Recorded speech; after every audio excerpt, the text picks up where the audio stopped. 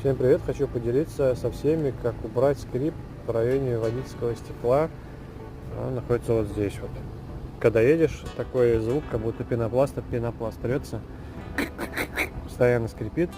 Долго искал причину, смазал резинки тут, смазал резинки вокруг, там вытаскивал, вынимал, здесь почистил, все протер тряпочкой, ничего не помогает. Здесь протер, тоже ничего не помогает, все равно скрипело. Пока я не подошел к двери и не поделал, вот так вот сюда понажимал. И услышал, что скрипит вот эта вот резинка, как маленькая, которая вот здесь находится, она такой издает звук.